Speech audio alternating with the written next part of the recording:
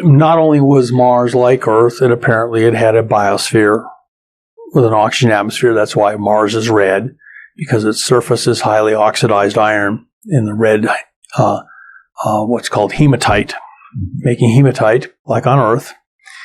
And if you look at pictures of Earth from space, where there's desert, you'll see that the deserts are bright red on Earth. So Earth is the second red planet in this solar system.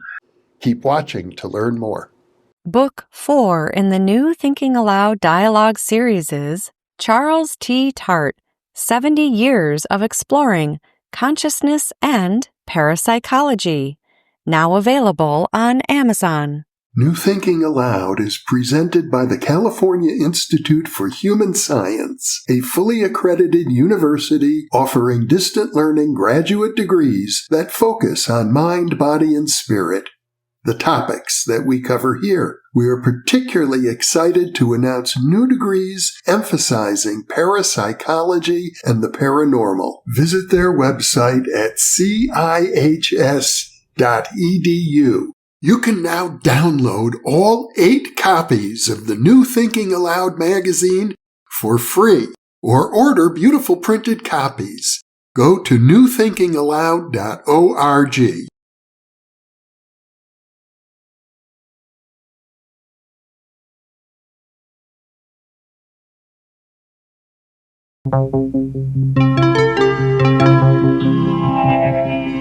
Thinking Aloud.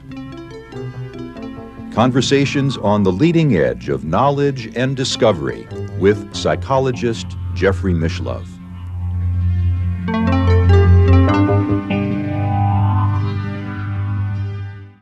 Hello and welcome. I'm Jeffrey Mishlove. Today is an unusual open-ended conversation. My guest is Dr. John Brandenburg, who is a theoretical physicist, a plasma physicist, author of many books, including Death on Mars, Life and Death on Mars.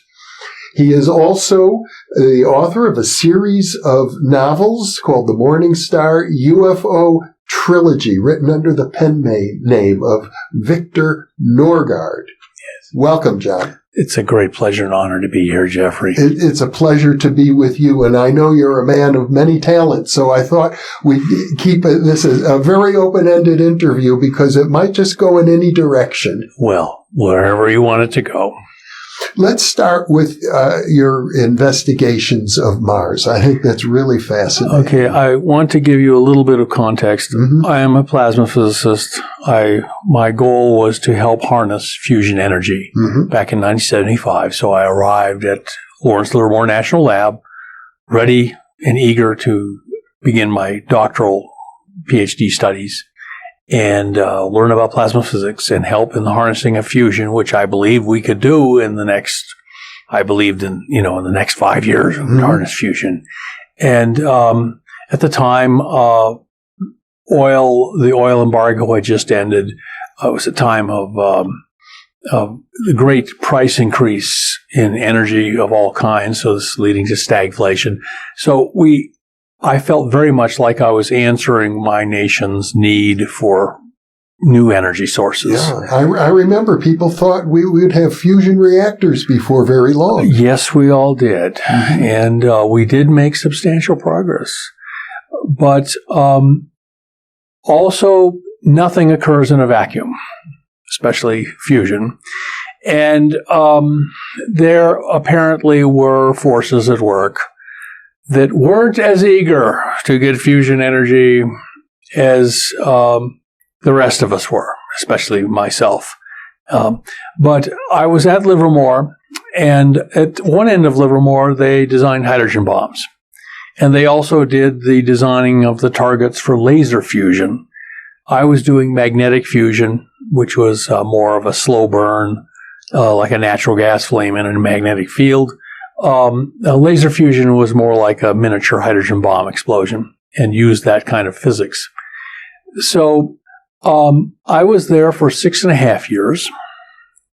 I had the pleasure of serving under 3 brilliant scientists as thesis advisors. One unfortunately died of a heart attack when I was working with him, or he died at his son's birthday party on the weekend unfortunately. But I was just still enthralled with the idea of harnessing fusion energy. So it was a bitter disappointment to me that just after getting my PhD, we had the Reagan-Carter transition, and the energy crisis was kind of ruled as a low priority item, and the Cold War became the front and center as the major effort. So I went from working on making a brighter, warmer future for all of humanity to working on directed energy weapons. And I came to beautiful Albuquerque to work at Sandia National Labs. And I'm trying to give you a context of the mental state I was in. At Livermore, which is near the San Francisco Bay Area, the Cold War was basically an abstraction. It was a beautiful college campus kind of atmosphere. However, when I came to Albuquerque and started working at Kirtland Air Force Base and Sandia Labs, the Cold War was just roiling naked around me. They had a facility where they were testing things to see if they would still be electrically operative after a nuclear war with the EMP. Jet fighters were taking off every morning and flying over our office building. We were working on directed energy weapons. And as I was there, two really important events happened. One was the nuclear winter happened. There had been a dust storm on Mars. And the dust storm on Mars had reached from pole to pole and covered the planet for 6 months. And Carl Sagan and several other scientists had studied this remarkable phenomenon. You could have this global storm that basically covered the entire planet for 6 months, and concluded that if we had a nuclear war on Earth, the same phenomenon could happen, so a nuclear winter. And this caused a wave of depression to pass through the staff I was working with. We were working at a nuclear weapons lab, Sandia Labs, where we just happened to be working on directed energy weapons, considered a minor detail by the lab management. And my office mate at one point turned to me one day and blurted out that he was going to run home and get his family in case of a nuclear war and head for the hills to try and survive it.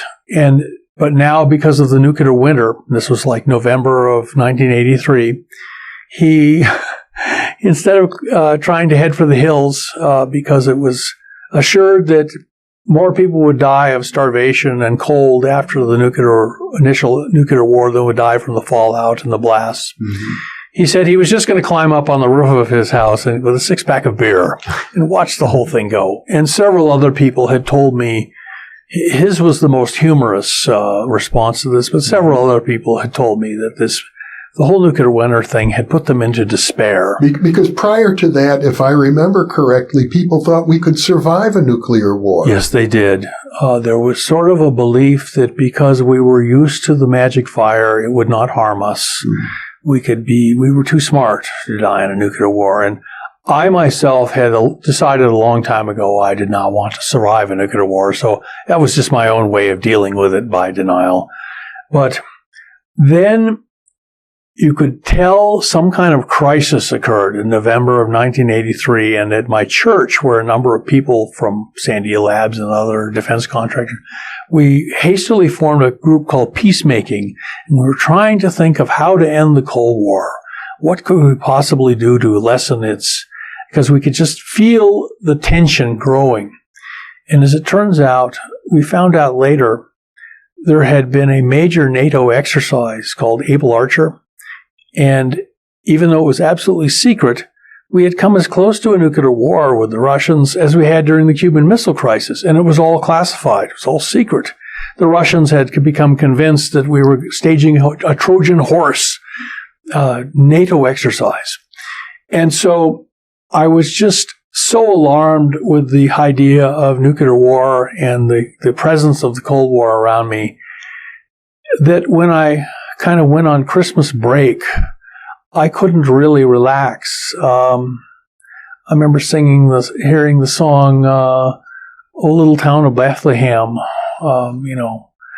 and thinking, well, Herod's troops arrived right after, little town of Bethlehem where Jesus was born. And I found myself obsessed with death thoughts. And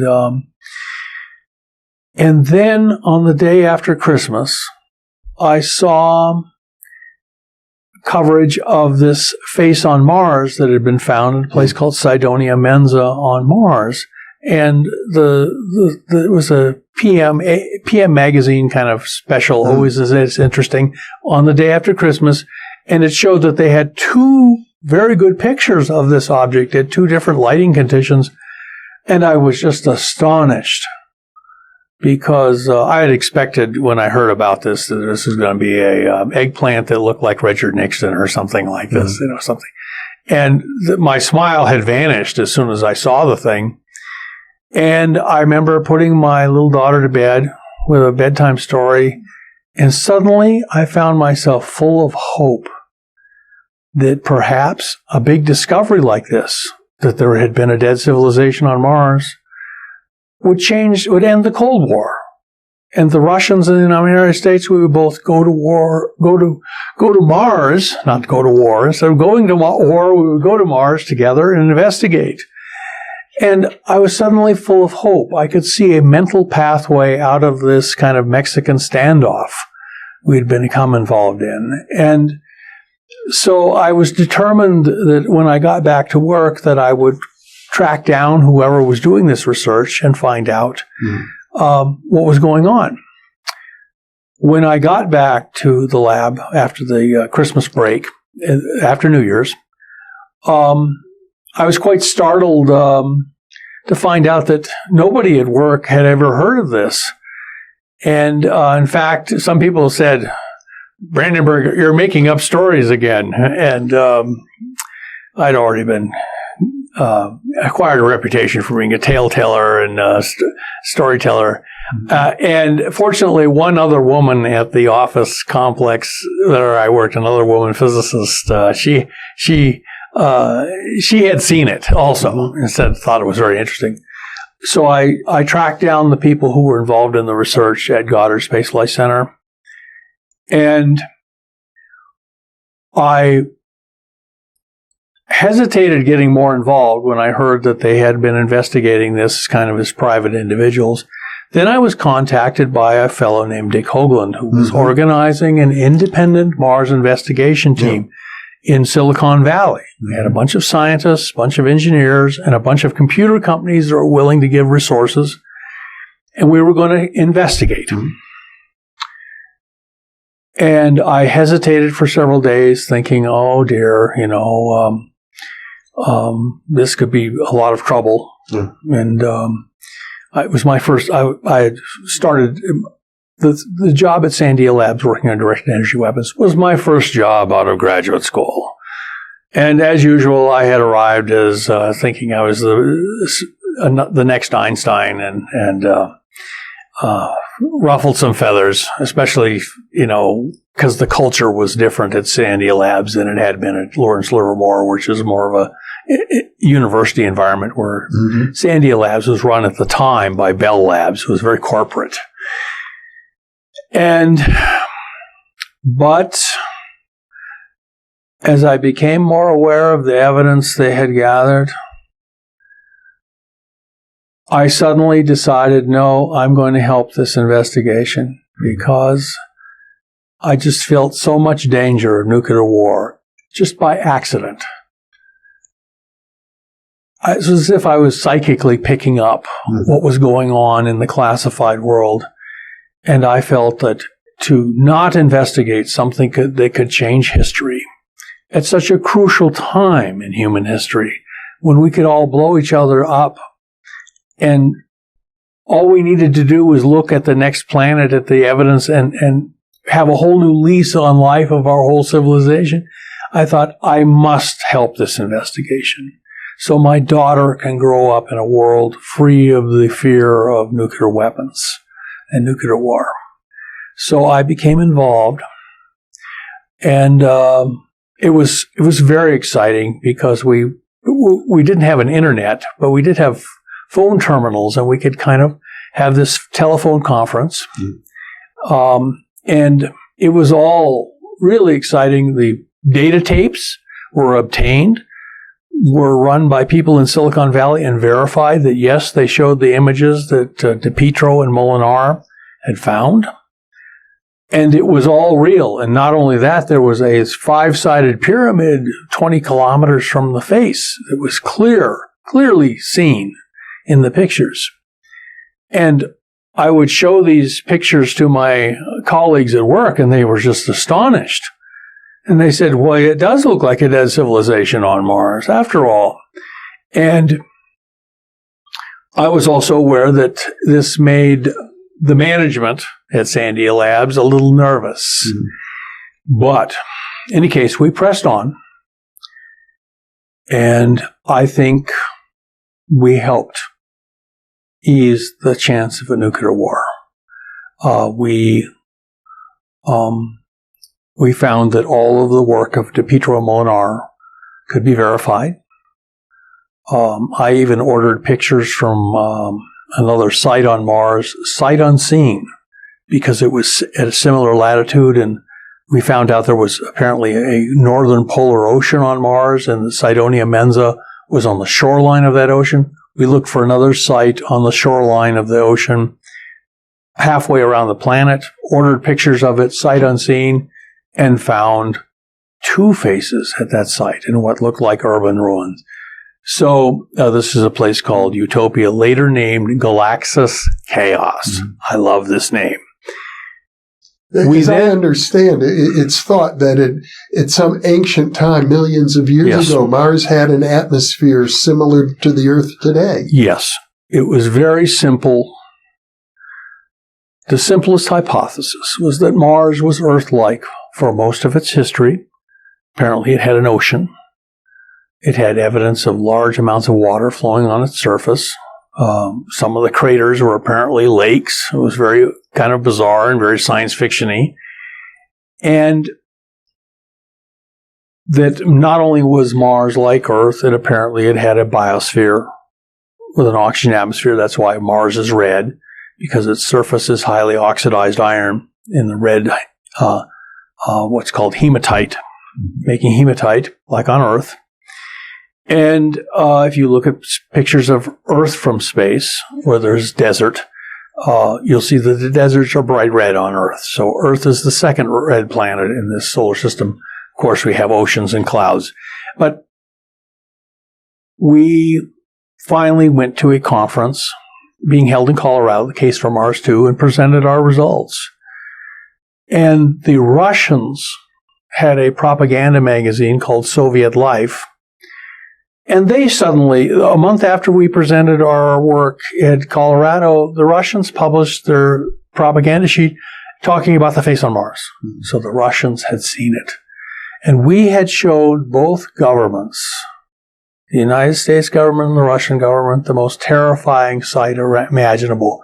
A devastated-looking planet that looked like it was formerly Earth-like, from which stared carved humanoid faces. It was like the end scene in the Planet of the Apes, where the Statue of Liberty is poking out of the sand, and everyone realizes in the audience, this terrible, strange world is actually Earth after a nuclear war.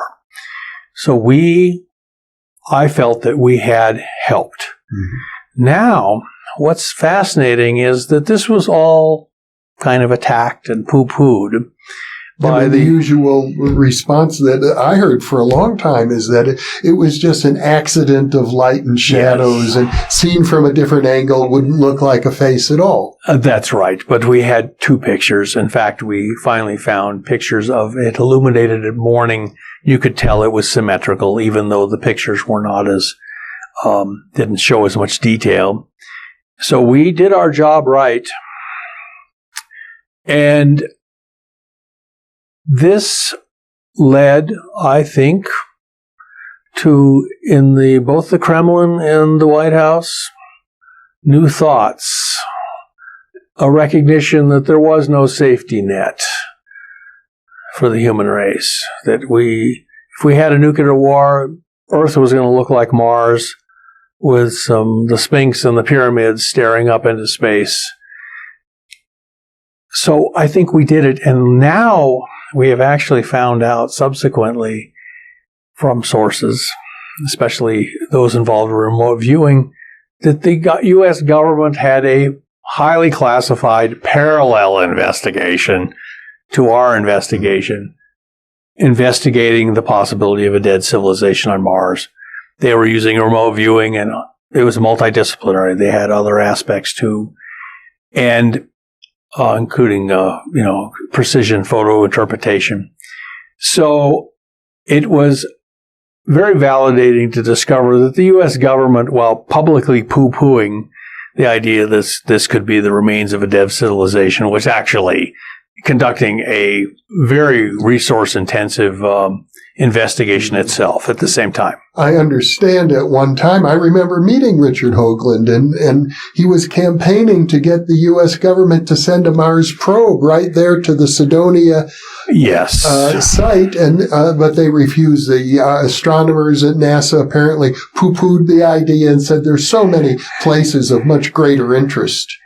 Oh, it was an extremely interesting time. None of us had had any experience. I'd been a creature of the U.S. government lab research system. I was told not to ask questions about things or suppose that the government had any ulterior motives to. But I discovered through this process that the U.S. government could say one thing and do quite the opposite in its own classified settings. Mm-hmm. And that's exactly what it did. But the effect was the same. There was knowledge that there was the very strong possibility, let's say, that Mars was the location of a dead civilization, and the planet somehow had gone from having an Earth-like climate to being a devastated moon-like place that could hardly sustain any kind of even bacterial life. And that was very important. What also happened then was, by this time I was working in Washington, D.C., and my work, even though I was aware of the physics of nuclear weapons from spending next to 10 years, nearly 10 years at nuclear weapons labs, I had never really studied it or worked on it professionally. And I was looking at the pattern of isotopes of xenon, which is a very heavy gas used in flash bulbs.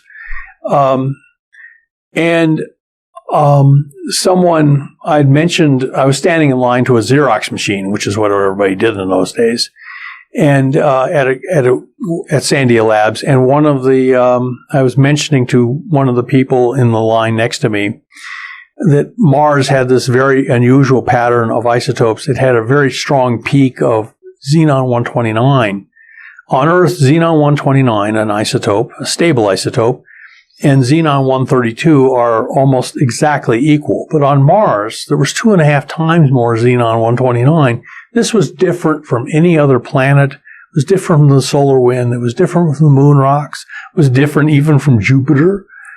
Everything else matched an Earth-like pattern except Mars in the solar system. And I mentioned this to this fellow, and he said, "Could you let me see that?" And I showed him the book where the data, and his face suddenly lost all of its composure.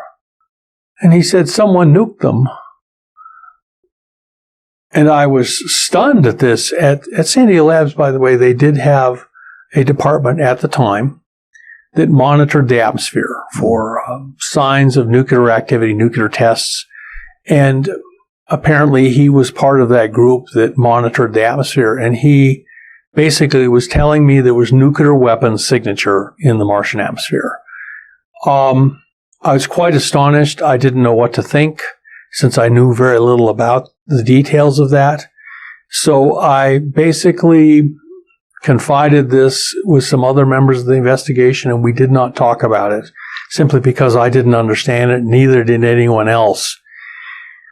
later in Washington, D.C., I worked at a place where I worked just down the hall from people who did atmospheric assays for isotopes. After, let's say, North Korea sets off what looks like a nuclear weapon, they would fly airplanes over out in the South China Sea or someplace and pick up traces of isotopes and then figure out if they had actually set off a nuclear weapon. And I showed this to various people who worked with me, who were experts on this, and they agreed, oh yes, this looks like nuclear weapon signature. And I finally found in the open literature discussions of this. The difference between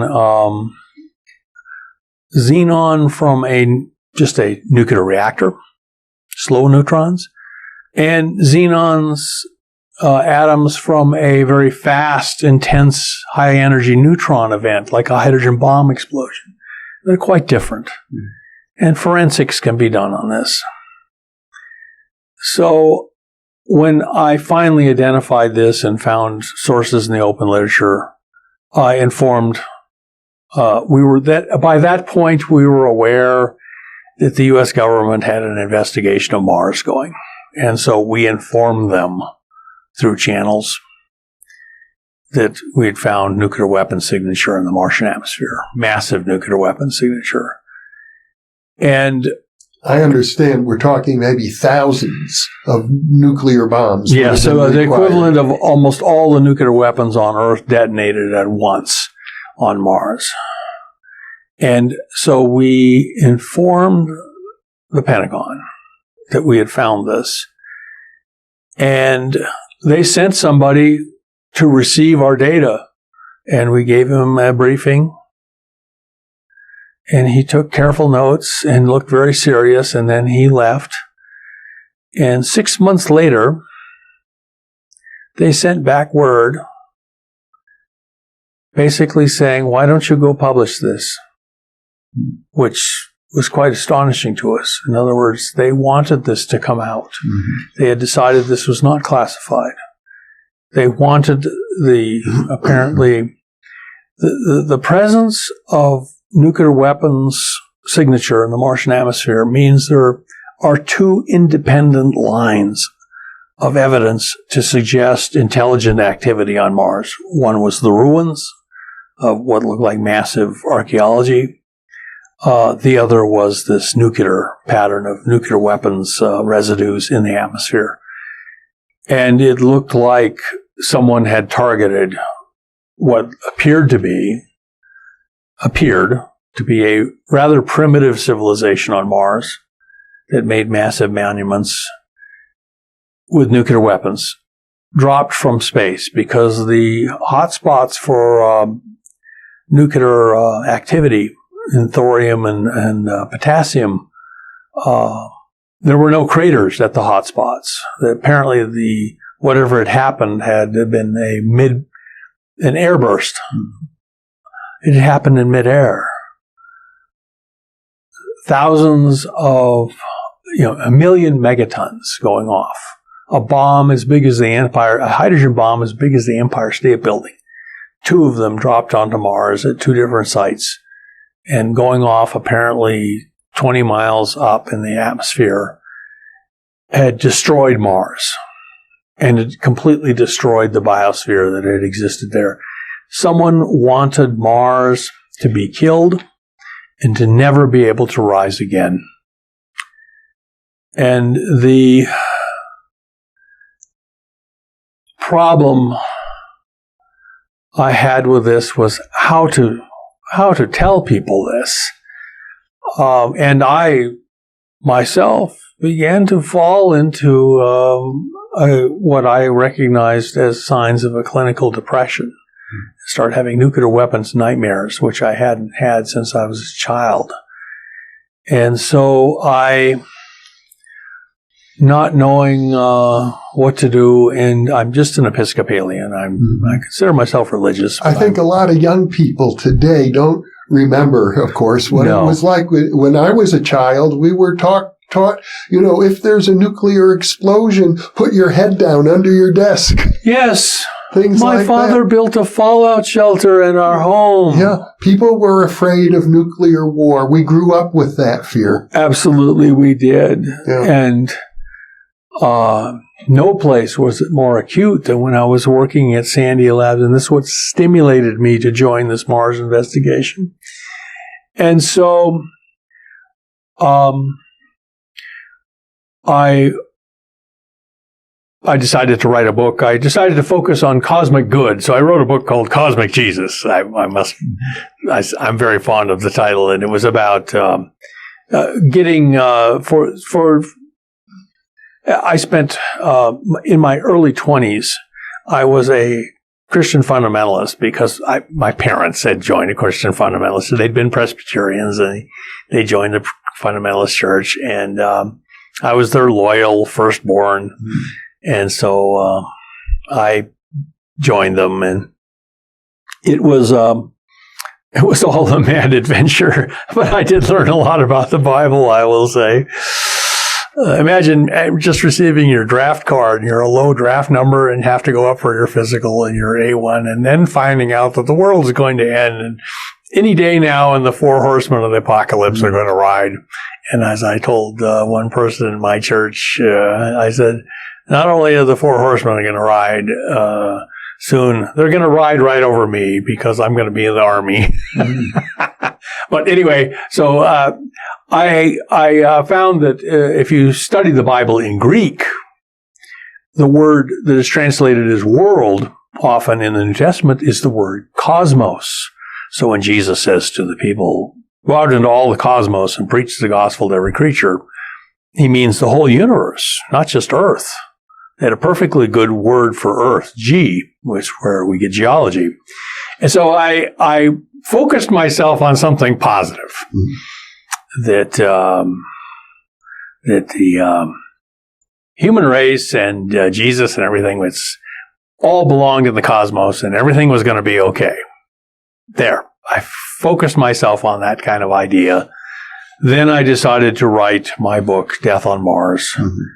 And part of the reason was with the rising power of the People's Republic of China, we were once again threatened with a Cold War standoff between 2 nuclear-armed powers, and I certainly didn't want a repeat of that nonsense. So I decided to write this novel, not a novel, rather a book. It's nonfiction. It's nonfiction, It's all the frame numbers from all the NASA pictures are there. Anybody who wants to verify these things can verify them. All of the isotopes studies are referenced. It's a scientific book. And I also took the tack, well, suppose it was a natural nuclear reactor. On Earth, we had natural nuclear reactors. In rich uranium deposits, they were invaded by groundwater, and they get a nuclear reactor going. And perhaps that's what happened on Mars. But when I went to conferences and presented that idea, people liked the idea, but some other people said the xenon spectrum is wrong, and besides, there's no craters. If you had a natural nuclear reactor that blew up on Mars, there would be big craters, and there's no craters at the radioactive hotspots. So, apparently, there was a dead humanoid civilization. There's a dead humanoid civilization on Mars. It looks as though it was primitive, and then it also appears that someone else came along and dropped 2 very large hydrogen bombs on Mars, destroying the planet's biosphere and leaving only kind of a moon-like planet with the archaeology preserved on Mars. So this is a sad thing to find. But I've gotten over that and decided, no, it means it's happy news for us, because suddenly we understand that the universe can be a rough place. And the risk we ourselves face. Yes. And also, yes, that it's quite possible we'll blow ourselves up. Just like the Martians did not blow themselves up, apparently. Somebody else did that for them. But we have to guard against blowing ourselves up. Why don't we go investigate Mars as a united, like I proposed, the space station consortium, which includes Russia, all going up to Mars together to investigate this. So, I think this is a marvelous opportunity for the United States government to introduce the public to the reality that we are not alone in the universe, but do so in a way that's very non-threatening. Well, the planet's dead because of a nuclear holocaust, but at least the Martians, the people who were living on Mars, they're all dead now. They're not a threat to us. And I gather these explosions, you could trace them back to some period, maybe 250 million years ago. Yes. Now, interestingly enough, there was an event on Earth called the Great Permian Extinction that happened about the same time. And the Great Permian Extinction not only wiped out like 95% of the living things on Earth, 90% of the ocean life died. Whereas when the dinosaurs were wiped out, the oceans were pretty much unscathed. The dinosaurs had a bad day, a couple bad years, but in fact they all disappeared after that. And only mammals survived and a few very adaptable reptiles. But during the Great Permian Extinction, this planet almost turned into another Mars, and it appears to have happened about the same time. So there's a phenomenon in science called Fermi's paradox, and first pointed out by the great physicist Enrico Fermi, and that the universe is paradoxical in that since we know that even back in the 50s, they knew that the human race existed, was very noisy and badly behaved. They'd just gone through World War II, and put out a lot of radio noise, and also expanded into all available possible places to live. So he said, where are they? The universe should be a noisy, crowded place because we're a fairly recent species. The age of the universe, even in those days, was known to be at least 10 billion years old. And he said the Earth is 5 billion. So that means there was a whole generation of other planets that could have evolved, had life on them. People had just seen the V2 invented, which was a spaceship. So they knew we could travel outside the atmosphere. And so the idea that other species would have expanded and been fruitful and filled the universe and then been sending out all sorts of radio noise for political advertisements, soap commercials, who knows what. And he said the fact that the universe is very quiet is paradoxical. When the rest of the universe should be full of people like us who are noisy. And so, unfortunately, on Mars, we may have found out the reason for Fermi's paradox. There are forces out there, intelligent forces, which wipe out primitive civilizations. That if you're a truly smart civilization, you're quiet. But of course, we've already ourselves sent out all these radio signals, so there's no way we can call them back. We've announced our presence to the rest of the universe. So, because of Fermi's paradox, Mars makes sense. The human race is here on Earth. It's very noisy. It's expanded. It's going into space. It's expanding. Yet on Mars, there's apparently a place where they had a humanoid-like race, but it was wiped out by somebody else. And perhaps that is the general pattern of the universe. That's which is noisy gets squelched. And what that means is that we must become spacefaring. We can't call back our radio signals. We must play the game now. We've been invited to this party, and we might as well just march through the door and act like we own the place. Because if we try to hide from the rest of the universe, we'll end up like Mars eventually. And so I'm very glad I wrote the book. I hope it has reduced the possibility of nuclear war, like between China and the United States. And I hope that it encourages the human race to become spacefaring.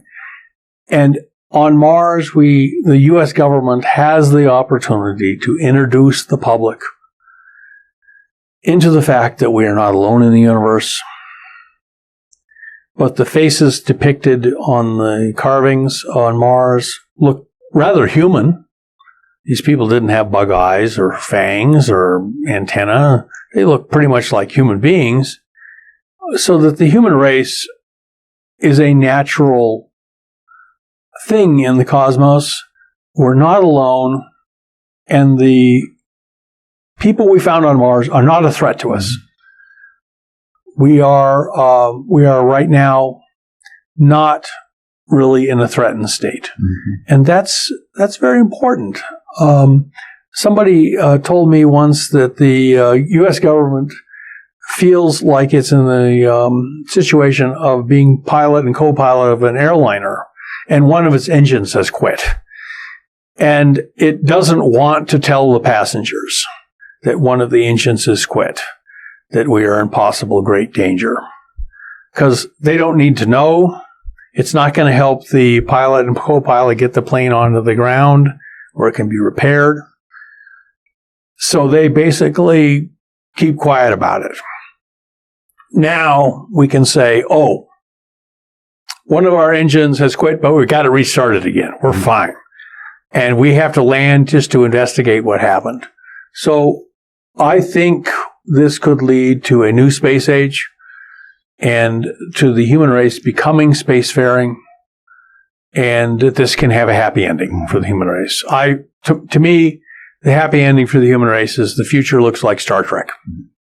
Well, in your novels, the Morningstar UFO series that you wrote under the pen name Victor Norgard. Victor Norgard, yes. You explore the possibility of what it would be like for the human race to enter into a spacefaring condition and interact with other species. Yes, I do. One of the things that happened to me in Washington, D.C. is I worked with a lot of interesting people, and I worked in places called skiffs, where everything could, classify. You could leave classified papers out on your desk, and in other words, you had security clearances. Yeah, we all had security clearances at high level, and one of the interesting things about working in such a place is that you have people there who have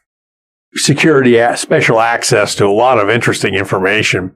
And they occasionally casually talk about it around the coffee machine or in the hall before and after meetings. And so you start realizing, oh, part of the U.S. government is dealing with this reality of us not being alone in the universe already. And so when I left this one place to go teach down in Florida at the Kennedy Space Center, I asked my superior's permission. I said, I've heard some very interesting, wild stories here around the coffee machine. I was wondering if I could write some science fiction and kind of put these things in the science fiction. And they said, and to my surprise, they thought this would be fun. And they said, as long as it's labeled science fiction, John, and why don't you write it under a pen name? And we'll read it because we always like your reports. And so I wrote a novel called Morningstar Past, The Collapse of the UFO Cover-Up, where I took the idea that there was a UFO cover-up and that the U.S. government had reacted to this by engaging with one group of aliens called the Greys and signing a secret treaty with them. And that there were other species, including some that were actually very human out there, but that we had tried to enter into this relationship with this one group of aliens to learn more about each other. And unfortunately, in the novel, the history of this is that this did not go well. And so what I tried to explore was the possibility that we were in a kind of secret relationship with a extraterrestrial species, and that things were not going well. And the heroine asks the hero, she says, "Are things in a snafu state?" And he says, "We passed out a snafu 10 years ago, and we're far, far beyond FUBAR now." Anyone who is familiar with the military can tell you what those acronyms mean. And so I wanted to look at kind of almost a worst case, but still have it turn out well. And I don't want to do spoilers, but I will say that these two women, of course, they're beautiful. They're news anchors, and they by their courage and determination, they are kind of the Woodward Bernstein of the new millennium. They take leaked documents and other things that they find out, and they managed to bring down the UFO cover-up. They forced the Congress, the House and the Senate to conduct special investigations and have the fact that there is this secret treaty relationship. And you must understand, in the U.S. Constitution, if you're going to negotiate a treaty with another nation, terrestrial or not, it doesn't matter. The U.S. Senate means the U.S. Senate demands advice and consent on this process. They must confirm the ambassadors doing the negotiating. They must ratify the final product. And they must have oversight of the negotiating process. You can't have secret treaties, supposedly according to the U.S. Constitution, and yet in the novel, that's just what they have. So when the UFO cover-up collapses in my novel, there's a constitutional crisis. And what happens in my novel, without trying to spoil anything, is there is an attempted coup d'etat by the secret government who hopes to have, with support of the aliens, they hope the aliens will show up in the skies over Washington, D.C., to back up their tanks, that they will produce shock and awe. Unfortunately, it's very cloudy. No one can see the aliens. And so, just like any great plan, especially one that's evil, all sorts of things go wrong. I mean, in my novel, good is only barely competent. Well, let me, if I may. But evil is also suffers from great incompetence also. Let me step back a little bit, because when we talk about your novel, naturally it's hard to know what percentage of it is derived from stories you heard around the coffee table near the skiff. Well, I would say a large amount of what I put in there is stuff I overheard. Did I hear it clearly? I don't know. Yeah. I was, let's say, I'm connecting dots and trying to make a plot that would logically make sense. given the presently understood laws of physics we have. And so I tried my best to kind of take some of the interesting things I had heard and weave a story about them. Use them as kind of dots on a painting and then paint a whole painting around them. And it was great fun. I found out from doing this that I really enjoy fiction writing. Yeah, you seem to be a very gifted storyteller. Well, thank you. I'm part Irish. But let me step back again, though, yes. with you, John, because I haven't mentioned to our viewers, but you've co-authored several papers with Chris Hardy, who has been interviewed on this channel. Oh, well, she's a wonderful... In fact, I'm going to link to one of her interviews right now for viewers who may be interested. I never did interview her, however, on her interest in the Anunnaki. And I believe you actually wrote a foreword to one of her books on that topic. Yes. At the time, I felt a little skittish. I didn't know that it would be okay to get into that material back then. But it has to do with the idea that we humans were ultimately genetically engineered by other beings who were identified as gods by the ancient people. And this also plays into your novels. Oh, well, it does. All I can say is I sat down to lunch with a few of the people I used to work for in Washington, D.C., and they had actually read my novel and liked it a lot. And they said, John, how did you figure out some of that stuff? And I said, I just guessed. And they said, well, you're a good guesser. What I was doing was just connecting the dots. I'm a rocket scientist. And so I... You may have a touch of clairvoyance. Well, anyone who writes science fiction is tapping into a kind of clairvoyant vibe, let's say. There's so many places where science fiction has turned out to be prophetic. I don't even need to go into that because it's everyone knows it. Many examples. Many examples. Science fiction novels that and in a sense, because I wanted to tap into that myself, I decided to write a novel about this. I actually wrote a prequel to the trilogy, the Collapse of the UFO Cover-Up, which has its subtitle, Absolute Secrecy Creates Absolute Power.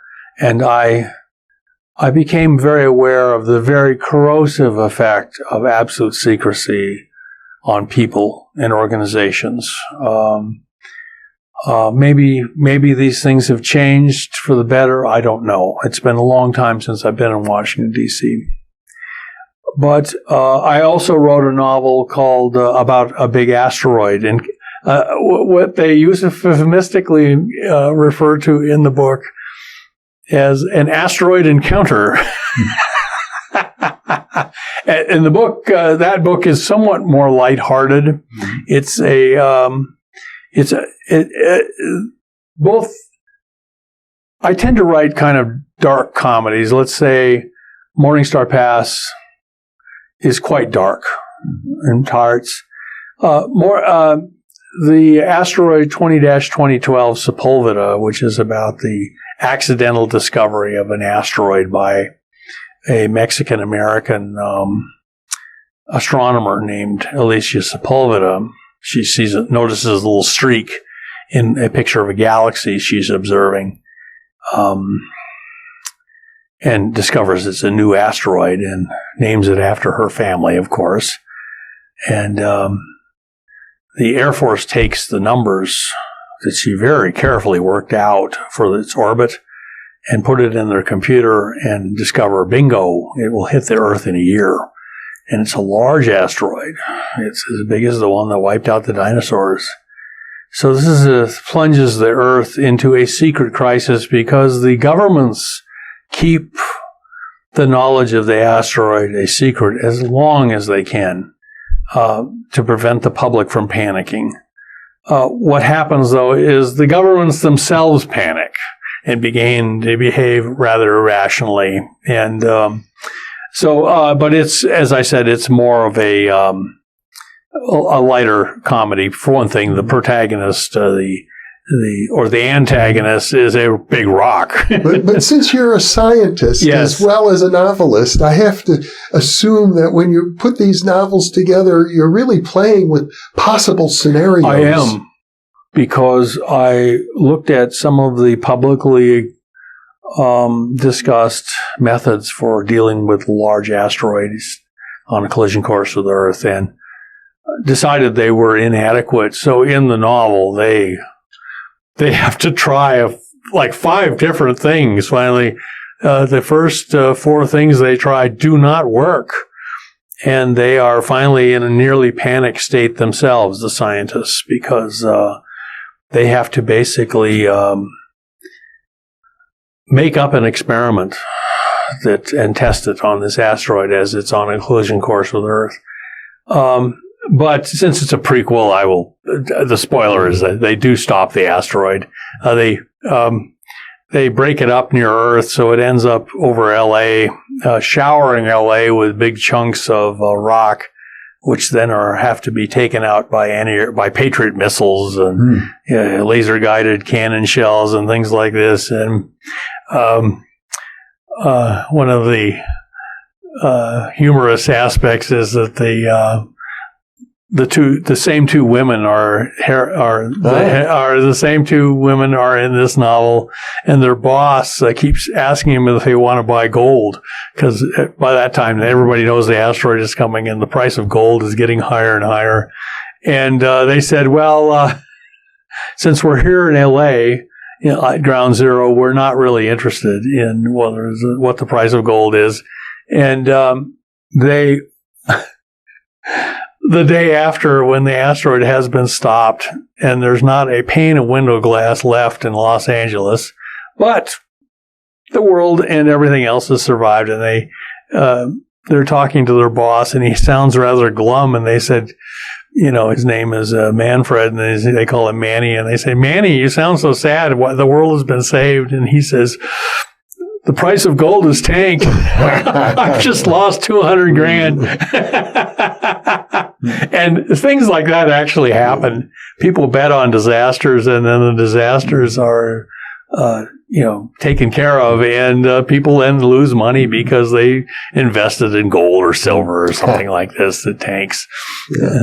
Well, John Brandenburg, this has been a fascinating discussion. We've covered a lot of territory. I so appreciate your coming to Albuquerque and it's being been with such me. A pleasure and honor to be here. You're welcome back. I hope to have more discussions with you in the future. We can discuss my GEM unified field theory. Yeah, we haven't even started. That's right, which believe it or not, Mars was kind of a diversion for me. Mm-hmm. I always felt my great life's work was going to be the unified field theory of Einstein, unifying gravity and electromagnetism.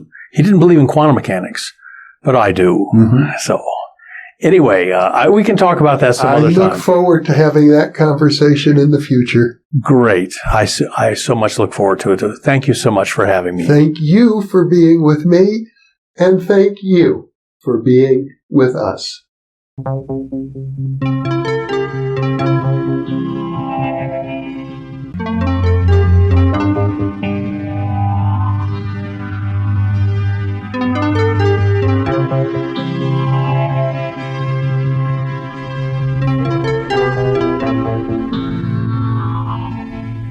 Book 4 in the new Thinking Aloud dialogue series is Charles T. Tart, 70 Years of Exploring Consciousness and Parapsychology, now available on Amazon. New Thinking Aloud is presented by the California Institute for Human Science, a fully accredited university offering distant learning graduate degrees that focus on mind, body, and spirit. The topics that we cover here. We are particularly excited to announce new degrees emphasizing parapsychology and the paranormal. Visit their website at cihs.edu. You can now download all 8 copies of the New Thinking Aloud magazine for free. or order beautiful printed copies.